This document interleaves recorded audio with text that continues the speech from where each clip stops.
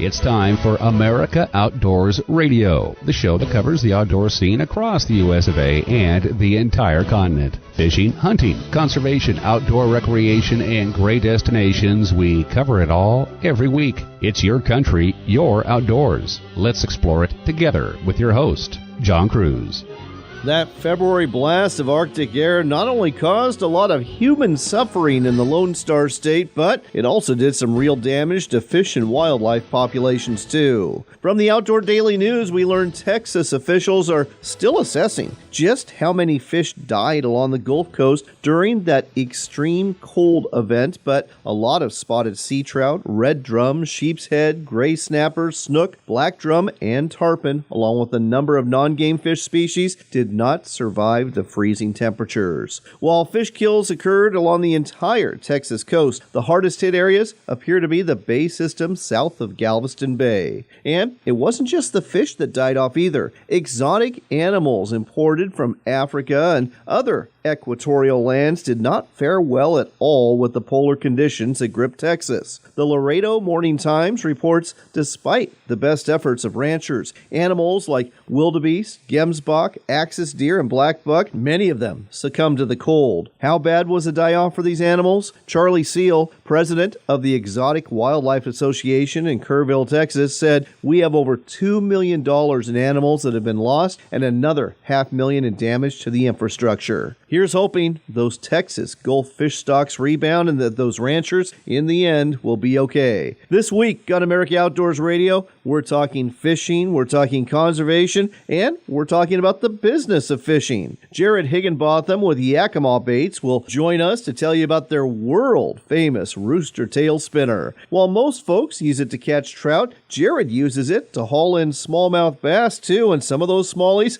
they're pretty large. In addition to this, we are going to be asking Jared about a recent fishing trip he and his son enjoyed at Lake Pyramid, northeast of Reno, Nevada. Right now is actually prime time to catch Lahontan cutthroat trout there, and these trout, they're no pan-sized stalkers. Oh no, the average cutthroat here weighs 3 pounds or better, and a big one can top the scales at 20 pounds. On the conservation front, Jared Wicklund, the public relations manager for Pheasants Forever and Quail Forever, will tell you about a bold new initiative called the Call of the Uplands. Finally, Angie Thompson will be joining us too. She has started the Fishing Business School and a podcast meant to help aspiring anglers become successful tournament pros, not from a how to catch fish point of view, but from a financial and sponsor point of view. She also has a lot of advice that will help folks like you and me break into the fishing industry, whether you want to work for a rod or reel or tackle company, or maybe want to be a vlogger, blogger, or something else connected to the fishing industry.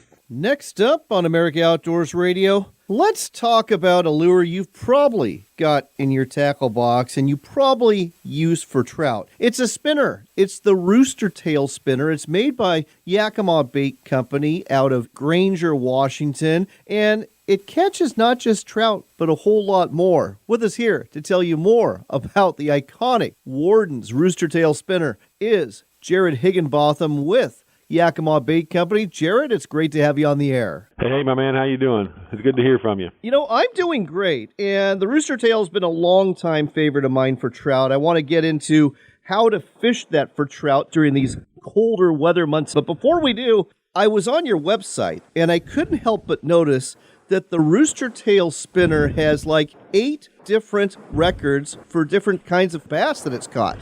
Yeah, it's been around since the 40s, right? And so, it's one of those lures that stood the test of time. Not many companies have a lure that's been around for 70, 80 years, right? And still produces the exact same way it was produced back then. So over that time, selling millions of those things a year, many people have had opportunities to fish them across not only the country, but countries, and really send us some really cool photos and cool things that they've done with them, right? It's like this long-lasting, evolving thing that never really stops, right? We're never amazed at what we hear about the rooster tail and what it's done for any species of fish, really. So very unique lure, very simple, but stood the test of time and still ticking. So pretty neat, all the records and everything that have come, and people send us these things, and I know if Howard Warden were still alive and his dad, they sure would be happy, right? Like I said, they created that thing in the 40s sometimes, so pretty neat. And there's a whole bunch of variations on this lure, folks, but the basic concept is this. You've got a spinner blade that's either chrome or gold, and then you have a fairly long, narrow body, and there's certain colors it comes in, and then there's a feathered tail that usually matches the body. When it comes to bass, I understand you really like the rooster tail, and you really clean up on the smallmouth. Tell our listeners where you're catching them and how you're catching them.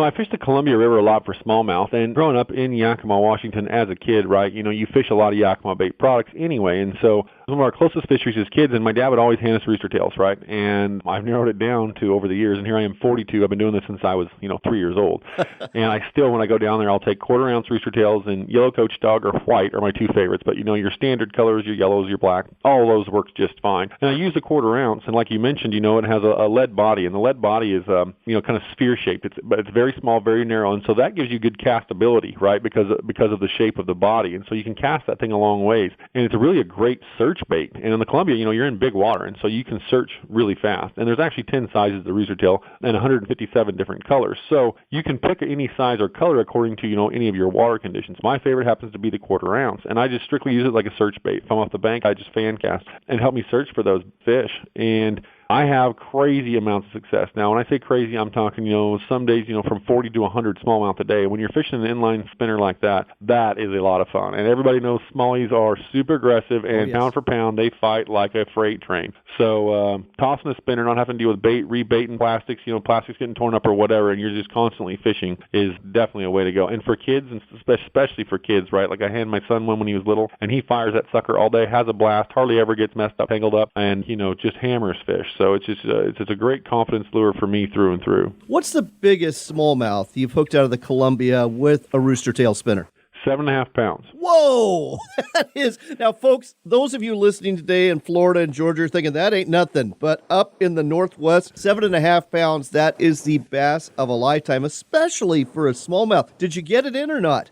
Yeah, no, we got it in. We got it in, and then that one we actually took pictures of and released. We released the majority of them, right? Like on occasion we keep some to fry up for the skillet or whatever, but for the most part, those big ones we release those. But I couldn't tell you how many over that 4 or 5 pound mark, 6 pound mark. Lots of them, and we lost other ones, that were big too that we never got to see. But it's full of those. And in the Columbia, the beauty of that with fishing a rooster tail is I've caught catfish, I've caught trout, I've caught perch, crappie, bluegill, steelheads, hooked salmon, all sorts of stuff, just fishing bass with rooster tails in the Columbia, right? Because most of those salmon and steelhead, they're cruising up the edges of the banks anyway, and so you're fishing there a lot of times for those bass, and they're incidental hookup, and the rooster tails doesn't just say bass on it or just say trout, right? I mean, it just catches fish. So a lot of fun with the incidental catch on the Columbia too. Let's talk about how you're fishing these spinners specifically for smallmouth. Are you doing, let it sink X amount of seconds and a steady retrieve? Are you fishing it right off the surface? Are you doing a stop and pause retrieve? How are you doing this? I do all of those, and what I do is, because we all know that each day those fish can change, just like a human changes in the way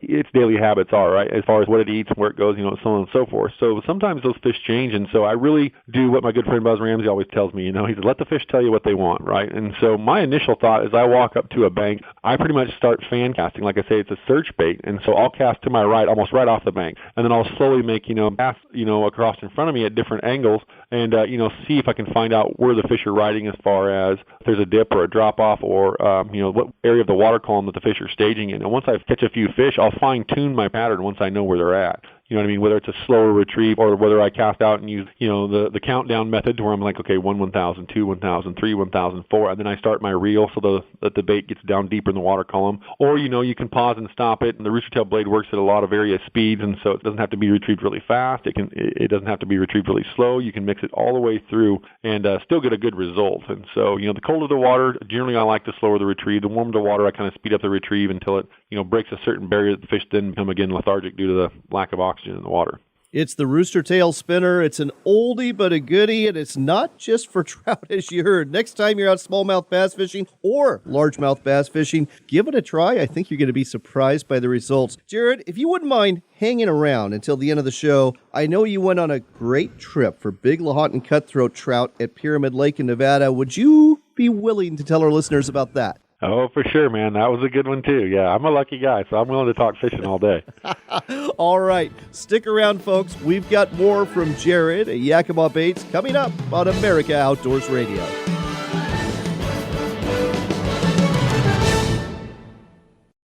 The Dalles in Oregon is your base camp for fishing fun. Reel in big salmon, tangle with steelhead, bass, and walleye, or wrestle a monster sturgeon to the boat. After the day is done, you'll find a variety of lodging options around town. Need to resupply? We've got you covered with sporting goods stores plus great dining, breweries, wineries, and can't-miss attractions like the Gorge Discovery Center. Plan your fishing getaway today at explorethedalles.com. That's explorethedalles.com.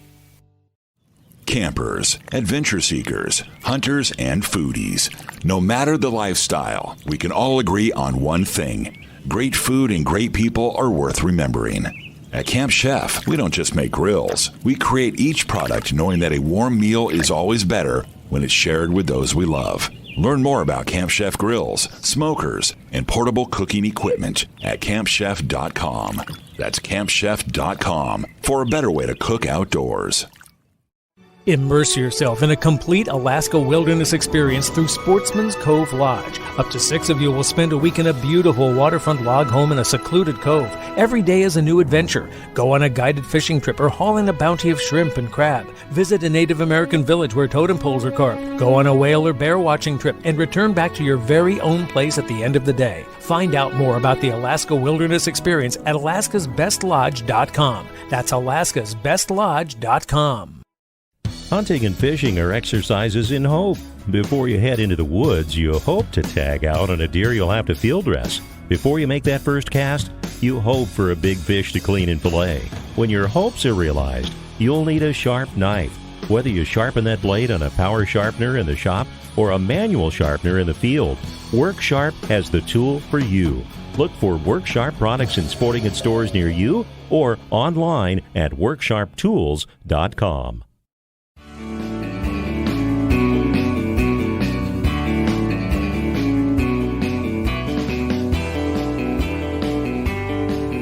You're back in with America Outdoors Radio. I'm John Cruz. We've got something very special to tell you about today. It's a campaign put together by Pheasants Forever and Quail Forever. It's called Call of the Uplands. It's a $500 million national initiative to do a whole bunch of things. Number one, to conserve 9 million acres of habitat, to engage 1.5 million outdoor participants, and to enact a national policy when it comes to landscape for wildlife and rural communities by 2023. With us here to tell you more about all of this is Jared Wicklund, the Public Relations Manager. Jared, great to have you back on the air. Hey, John. Thanks for having me on. I hope you're having a great winter out west. So far, so good. I am very intrigued about this campaign. It's definitely a bold initiative. Let's break it down one piece at a time. We're going to start off with conserving 9 million acres. And this isn't just in the Midwest. This is nationwide. What does this look like?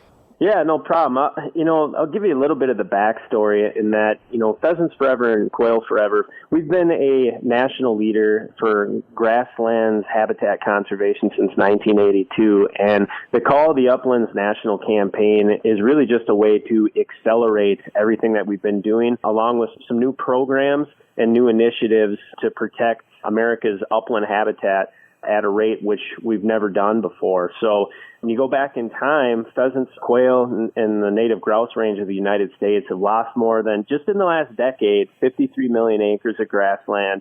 And, look at the quail range in the southeast, you're talking 90 million acres of historical longleaf pine woodlands. So there's a lot of different things. Pheasants have dropped by 30% nationwide, quail by 82%, and grassland songbirds by 40% decline. And Call of the Uplands is basically our way of drawing a line in the sand. So as you pointed out, there's 3 different tactics. And the first one is habitat conservation. Strive to establish, enhance, and restore 9 million acres. As part of that, our promise is to permanently protect 75,000 acres through the acceleration of fee title acquisition and conservation easements, so public places that people can go and roam with their bird dog and have healthy populations of upland birds.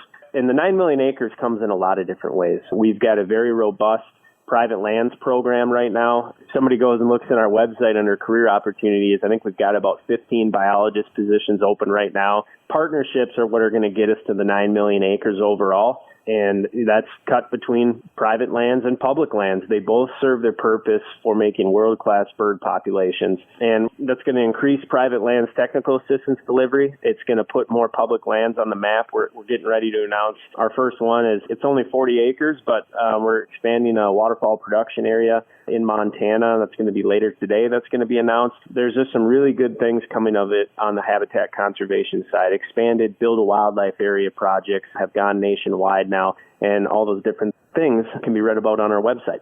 Let's talk about engaging 1.5 million new outdoor participants. Now, are we talking about basically recruiting and retaining 1.5 million new hunters, or are we talking about other participants as well? You know, it's a little bit of both. We have to engage the urban crowd as well as the rural crowd to make sure that people understand why habitat conservation is so important. So it's outdoor recreation, shooting sports, hunting, and then habitat conservation. So that could be anything from learn to hunt events or learn to shoot events to youth pollinator habitat projects that we're doing on a local level with a school. And there's a lot of ways to deliver that. But, you know, some of the metrics for that is, you know, we want to annually host 300 learn to hunt events that help recruit, retain, and reactivate hunter conservationists. Another one would be, we've got a brand new hunter mentor training program that's designed for first-time adult hunters. You've got a lot of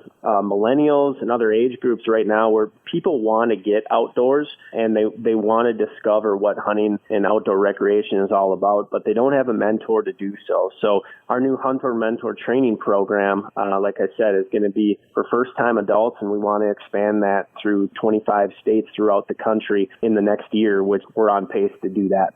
Let's talk about why we want to reactivate, retain, and recruit hunters. For our non-hunting listeners who are out there, I'm not sure they understand, like you and I do, how invested you become in the wildlife and the habitat once you become a hunter.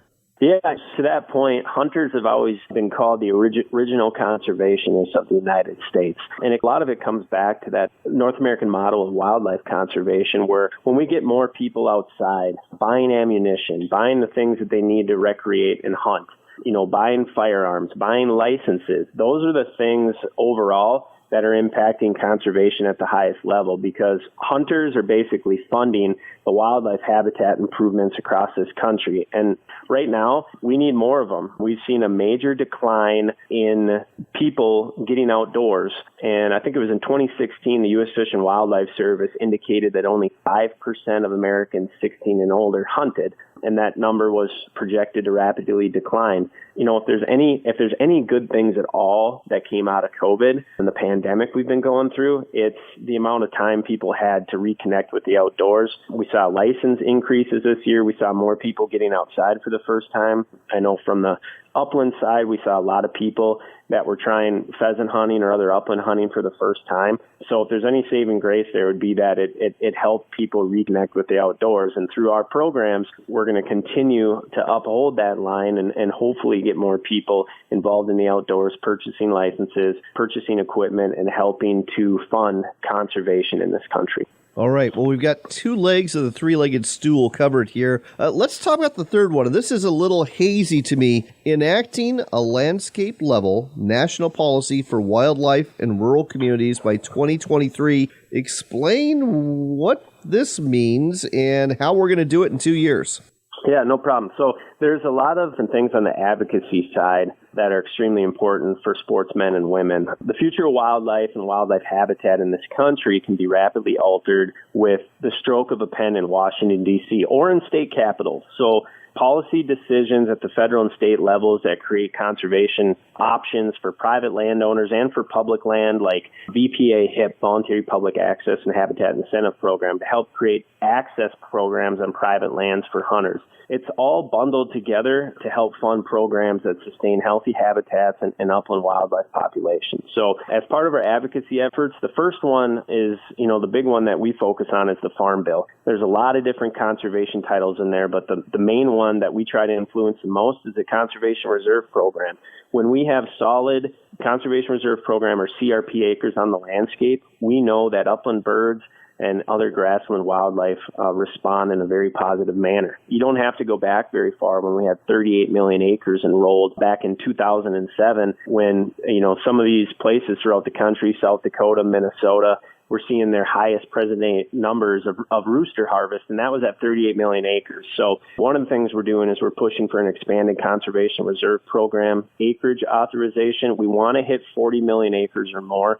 That's a goal of ours, and I think we can get there, and we're working to get there. I'd love to hear more, Jared, but unfortunately, we are out of time. So, folks, here's where you need to go to find out more about this incredible initiative. It's calloftheuplands.org. That's the website, calloftheuplands.org, to find out how you can participate or donate to help this $500 million national comprehensive initiative being put on by Pheasants Forever and Quail Forever to really cement growth and conservation for our upland bird species and songbirds in our native prairie lands. Jared, thanks so much for sharing this with us today on America Outdoors Radio. Thanks, John.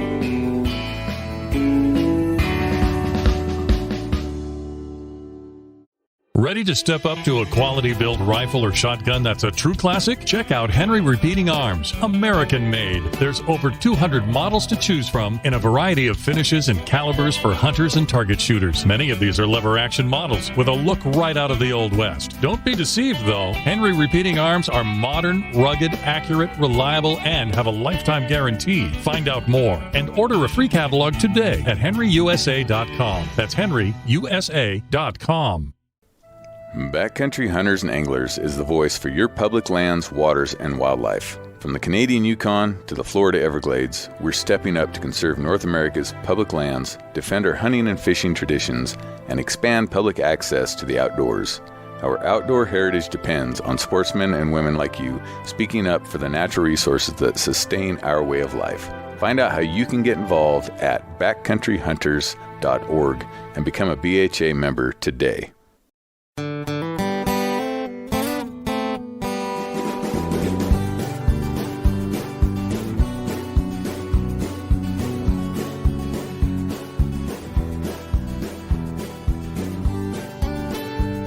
Welcome back to America Outdoors Radio. I'm John Cruz. Now, a lot of you out there love to fish and love to hunt. And you're thinking to yourself, it's all fun and games, but wouldn't it be nice if I could make a living out of this? Well, it turns out there's actually a school, particularly for you anglers out there. It's called the Fishing Business School. The person behind it is Angie Thompson. We've got her on the line to tell you more. Angie, great to have you on the show. Thank you so much for having me. I really appreciate it. So the Fishing Business School, let's talk about two things here. Number one, how you realized that this was something important to put together. And number two, your background. And we'll start off with your background. Well, that's great. Thank you, because that will lead right into your first question. I was basically a content creator my whole career. And I started out working for a production company in Little Rock, Arkansas. And we did all of the outdoor programming for ESPN when ESPN had outdoor shows on their air.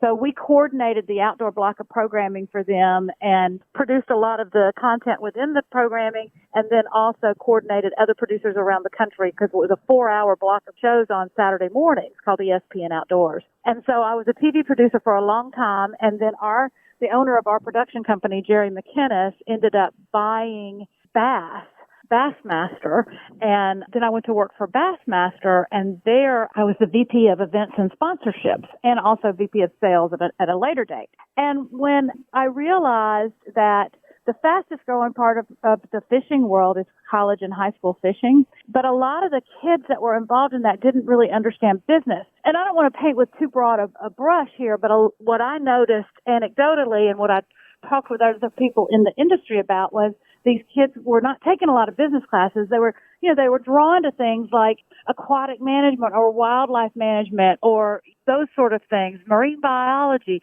but they didn't take a lot of business classes. When they decided that they wanted to try to further their careers as fishermen, they didn't really know exactly how to do that. And we could tell by the letters and the inquiries we got from these kids that they just didn't really understand the business cycle or how marketing worked or when budgets were planned or any of those things. So the outdoors has been very, very good to me. It has provided me with a career that I have loved for almost 30 years. And so I felt like I needed to give back.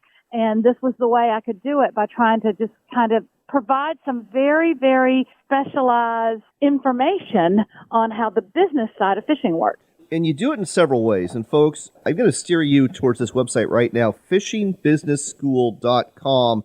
Number one, you're going to find information on the website that's going to be of interest. Number two, you can sign up for a free newsletter that's going to give you some more information.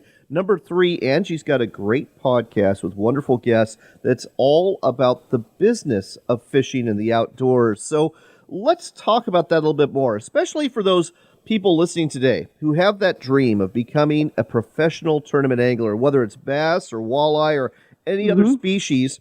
It's really important to note here, it doesn't matter how great of an angler you are, you're not going to make it just by catching a lot of fish, are you?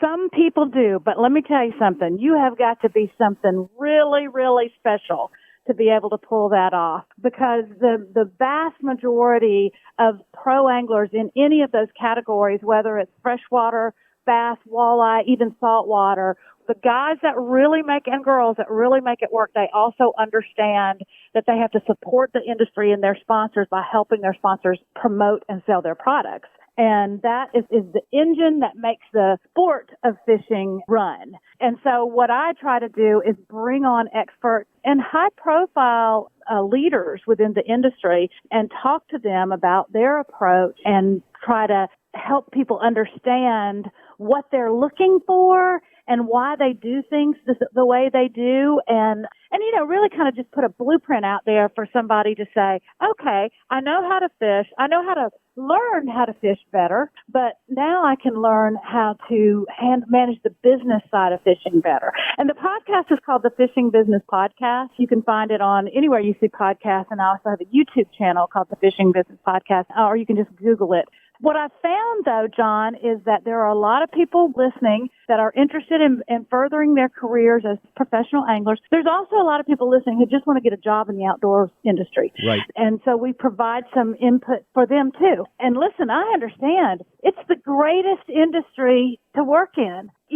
Of course people want to get a job in the outdoors industry because it has been an incredible experience for me to work in this field. I'm really glad you mentioned that, because even though you basically have a track that is for these aspiring professional anglers, you have this other track that for this people who want to get in the industry. And we're talking not just people who are like, gee, I want to work in retail. We're talking about bloggers. We're talking about vloggers. We're talking about podcasters. Heck, for that matter, aspiring radio and television hosts. They all need the same thing as those pro anglers do. That is sponsorships. But like you point out, through the Fishing Business Podcast and through the Fishing Business School website and your newsletters, is figuring out how to give these sponsors value so A, they take notice of you, and B, that they stick with you, and C, that they pay you what you're worth. And it's not just about putting a sticker on your boat or having a logo on your shirt. What are some of the things that you have to do to really be of value to a sponsor?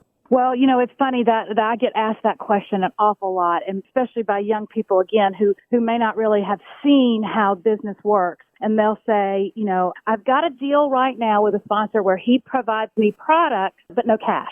Or he provides a discount, but no free products. There's all these different levels. And they'll ask me, how do I level up? How do I go to them and ask them to move me up to the next level? And what I always say back to them is, what are you going to do for that? If you can't go back to your partner, and we all talk about sponsors, but really they're your partners and you work for them. And if you can't go back to your partners and say, hey, I need a raise, but here's what I'm going to do for you for that raise. You can't just go back with your hand out and say, I've been doing this for 2 years, I want more. Right. It just doesn't work that way. You've got to provide value for everything you do, whether it's a discount or a free product barter situation or cash. You've got to provide value, know your value, and be able to measure and communicate your value back to those people. And that value, folks, often comes in the form of seminars where you're promoting your sponsor or your sponsor's products. It could be appearances. It can be a whole array of different things you do, interviews that you're doing on the radio or through podcasts,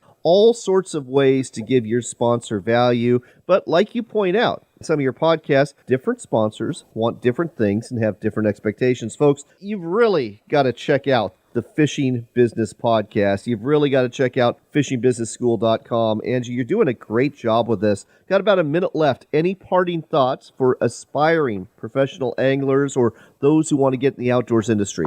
Well, definitely listen to the Fishing Business Podcast. And I do want to add, not only are people listening that are trying to get sponsorships, I have a lot of listeners that are trying to figure out how to have a career in the business of fishing. They want to work for Berkeley or they want to work for Shimano, and they want to figure out how to get their foot in the door. And there's a lot of good information for them in this podcast about how to do that. Even if you're working for a state, you want to go to work for a state agency. You know, there's things that you need to do to get noticed and to be perceived as someone that a company or a brand would want to put on their staff. And that's true across the board. You know what, John? I know we're running out of time, but the one thing that always occurs to me when I'm listening to my guests talk on the podcast, most of the advice that they give is really just good life advice. Yes. And the way you present yourself is so important. And that is branding. Branding is how you present yourself. And you've got to develop your own brand, whether you are trying to get a job in the outdoors or become a professional angler or become the next YouTube star. You got to consider your own brand and stay on brand with everything you do. Angie Thompson, she is the person behind the Fishing Business School. Find out more at fishingbusinessschool.com and check out her podcast, the Fishing Business Podcast. Angie, thanks for sharing this with us today on America Outdoors Radio. I appreciate it, man.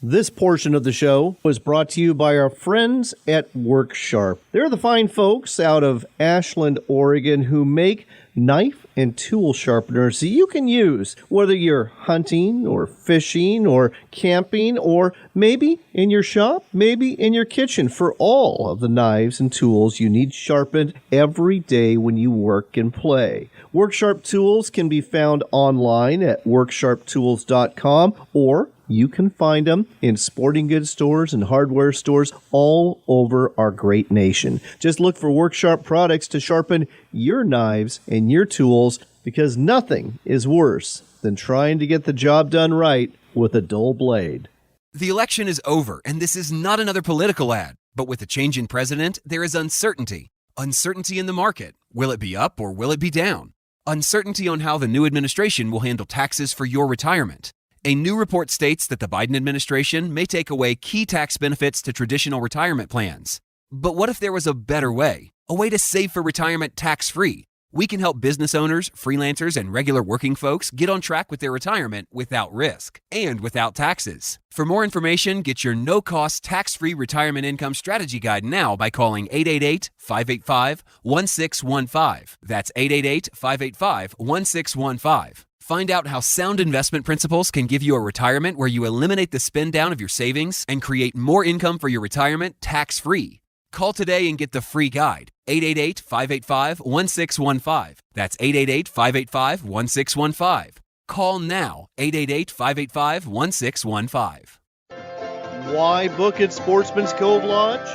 Why is Alaska like no other place on Earth? It hasn't changed in thousands of years. From the way you get here on a float plane to the way you go out with the guides and the boats, it's just a professional experience. And I said, this is as good as it gets. I said, if you can't catch fish here, you can't catch fish anywhere. Your experience with us will leave you speechless. Book now at alaskasbestlodge.com. Our American spirit is alive and strong, and while we're all going through these unprecedented historical times, we can face these challenges together. Hello, I'm Mark Hemstreet, owner of Shiloh Inns. Although we may wear face masks and practice social distancing, there are no restrictions on making travel memories for business or pleasure. Taking care of our Shiloh guests and employees is the very essence of what we do. At Shiloh Inns, we're open and ready to welcome you to a clean, safe home away from home. You'll find extra cleaning and sanitizing protocols in place for the safety of our guests and employees. At Shiloh Inns, we offer many free amenities like free Wi-Fi, and even the kids stay free. So book your next stay with confidence at shilohins.com or call 1-800-222-2244. Shiloh Inns, affordable excellence. American family-owned and proud of it.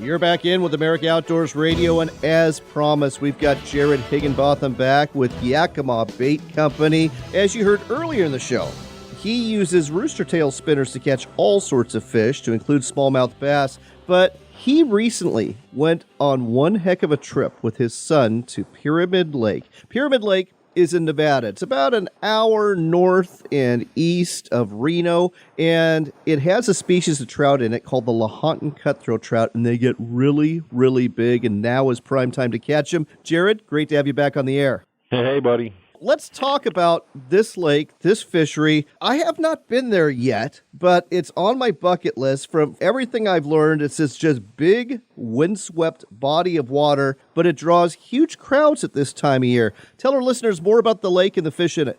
Well, Pyramid Lake is a cool fishery. It is for sure a destination fishery because it is in the middle of nowhere. But you hear a lot about Pyramid Lake. It's a lot like Jurassic Lake, right? For a lot of guys, this is a destination lake that people do travel to, and it's due to the amount and size and opportunity of these Lahontan cutthroats that you catch, right? You got the opportunity of catching a 20-plus pound Lahontan cutthroat, and I'm telling you, we caught one that was very close when we were there this last time, and it was a beast. And this lake it's a very large lake. It's on the Paiute Indian Reservation, just outside of Reno, and they plant this lake, and they take very good care of this fishery. We went out in 2 days, and we boated 120 Lahontan cutthroats. Now, that's what we brought to the boat. We didn't keep any of them. We didn't kill any of them. We weren't there for that. It was strictly a catch and release deal. But my very dear friend, one of my best friends on the planet, Dennis Isbister, it's his local lake. He does this TV show called Wild Fish, Wild Places, and he invited me down there last year, and I went. And so this year we went down with my buddy Cody Herman and my son and met Dennis down there. And we down there and we filmed the TV show. And we thought we'd imply a lot of our West Coast techniques while we were there. And I tell you what, man, that was a really neat trip. We flat put a clinic on while we were down there. I've never had trout fishing that good. And when you're catching trout from 3 to 20 pounds every 10 minutes for 2 solid days, you can do nothing but smile. That is amazing. Now, most people, when they think about fishing for these big cutthroat trout this time of year, they picture fly anglers on ladders in the water near the shore, casting as far as they can, looking for strikes. You were fishing out of a boat. How were you catching these trout? Well, like I said, between Dennis, Cody, and I, and my son, we fish a lot. And, these trout are aggressive, similar to a salmon or a steelhead. They're a predator fish, right? They eat whatever. And so that was our theory. We're going to fish them with plugs. We're going to fish them with our new lure, like a spin fish lure and a large flatfish. But we also, twitching jigs, which we all know in the Northwest, has become one of the ultimate techniques for catching salmon and steelhead, especially coho. And so we all brought twitching jigs down there because, we're like, we want to twitch and catch these things. We know it'll work. Well, anyway, on day one, we went out, and you have a 2-rod endorsement you're allowed to use there, and so we brought our planer boards, and so we're fishing maglips on planer boards, and we're fishing spin fish on our downriggers. And spin fish are our new lure. They go together in the middle, similar to a Brad's cut plug, and you can put bait in them, but Pyramid is no bait, no scent. That's what we were fishing. And the first day, we landed over 70. Oh, my gosh. And I had, I don't know how many more bites, probably another 30 to 50 bites that day. But we landed over 70. And, we were fishing different parts of the lake than everybody else. See, everybody else there thinks when the water gets rough, they can't go anywhere, right? Well, we crossed the Columbia Bar. So we're like, this lake's not rough. We're going to go the other side. And everybody's like, oh, you don't want to do that. And even our buddy was like, you don't want to do that. And we're like, dude, this is nothing. We crossed the Columbia Bar. So we crossed that lake, and it was super windy. And we got over there, and, it was nonstop. When I say every 10 minutes, that's probably a little longer, more like every 5. And we were just fishing, flatline plugs, everything from a 3.0 maglip up to a 5.0 maglip. Anything in a chartreuse color or glow. Dill pickle was one of our best. And it was an absolute Slaughterfest. It was the funnest time ever. And we never kept one fish, released them all back in for everybody else to have fun, but it was just a really, really fun trip. And on day 2, we decided, let's try this twitch and jig search, figure things out. And my son grabs the first twitching rod because he's fast, right? Casts that thing out, and before the rest of us could grab a rod, he's like, fish on! And we're like, what? And it's like a 6-pounder, right? And we're like, I'll be darned. And for probably the next 6 hours, we had a fish to the boat every few minutes. And we missed a ton because twitch and jigs, you twitch it, you drop it, they bite it, you jerk, you miss, you laugh, you do it again, they grab it, you miss, you laugh, you grab it, oh, got him. And that happens, all day long. But at one point we had one of the boats was 12 pounds and lost it, but my friend Dennis landed one that was about 19 pounds. And that was a monster of a fish. And it was, we were fishing ultralight trout gear just because we wanted to make it fun. And 3/8 ounce to a ½ ounce twitch and jigs. And that fish, probably a 15-minute brawl, fought like a steelhead. And that was definitely the highlight of our trip for sure. Jared, for our listeners who don't know what a twitching jig is, why don't you describe it for them? Yeah, twitch and jig, I guess, would be kind of similar to a chatterbait for bass type thing, but for salmon and steelhead. So the twitch and jig is, most of them come in a 3/8, half, 3/4, or 1 ounce, jig head. Ours happens to be a darter style jig head, but they come in different varieties. And it's got, some hackle, rabbit fur down it. It kind of makes an elongated tail past the hook. And we use a larger hook because they are for salmon. So, we're using a 4/0 hook on it. And ours actually have, squid tentacles, 4 to 6 squid tentacles that come out of them too for action.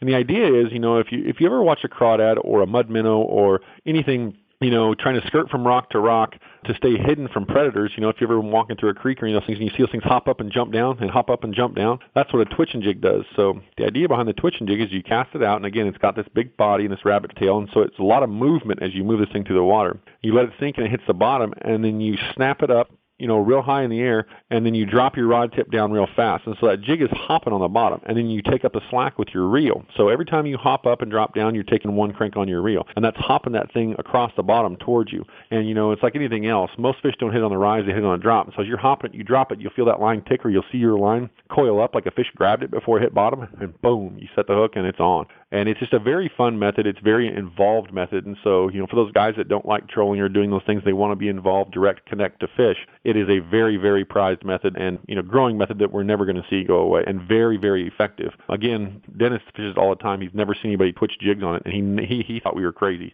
Did not think it was going to be as effective as it was.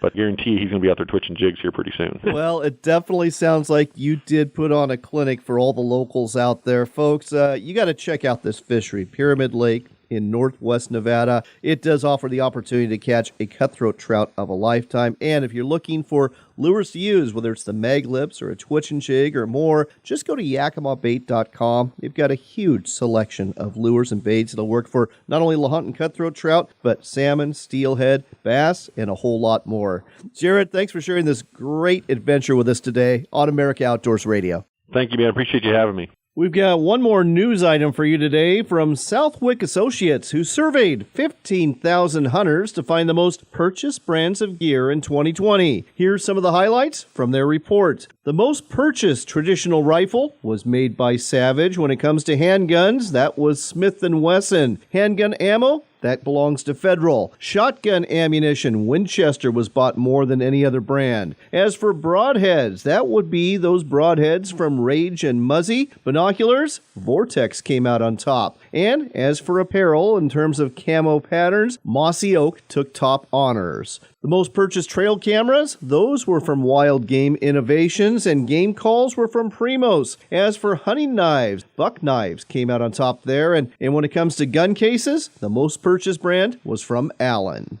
Now, sportsman shows have been hard to come by over the last year, but I'm actually heading to one later this week in Redmond, Oregon. It's the Central Oregon Sportsman Show going on from the 11th through the 14th, and it's the first one going off here in the western U.S. in about a year. I'm really looking forward to seeing some old friends again, and while I won't be exhibiting at this show, I will have a booth at the big Pacific Northwest Sportsman Show, combined this year with the Portland Boat Show. This one is happening at the Expo Center in Portland, Oregon between the 24th and the 28th of March, and you're going to want to stop by my booth. The reason why? Well, we're giving away some swag to our listeners who are Camp Chef fans, and all you have to do is tell us a story about your favorite Camp Chef item, and we'll give you a free Camp Chef hat as long as supplies last. Better still, we are giving one lucky person a .22 caliber Golden Boy lever-action rifle valued at $589 from Henry Repeating Arms. All you have to do for a free chance to win is drop by the booth, text the number we'll have posted for the giveaway, and answer a couple of quick questions, and you are entered. Someone who does this will be winning this gorgeous gold-plated lever-action rifle at the end of the show. And I'll tell you what, this rifle, it not only looks great, it shoots straight too. Like all of Henry's rifles and shotguns, this one is made in America. And if you want to see what one looks like right now, you can always go to an authorized Henry dealer near you. And if you're wondering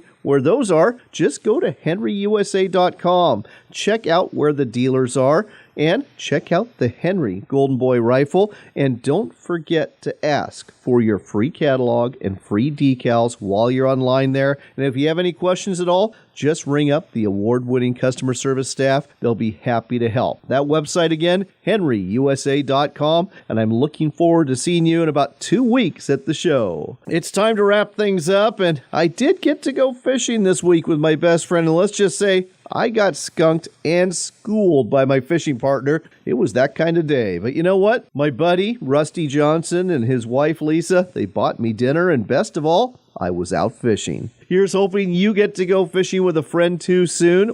Until next time, do be blessed, stay healthy, and do remember this. It is your country and your outdoors, so get out there and enjoy it.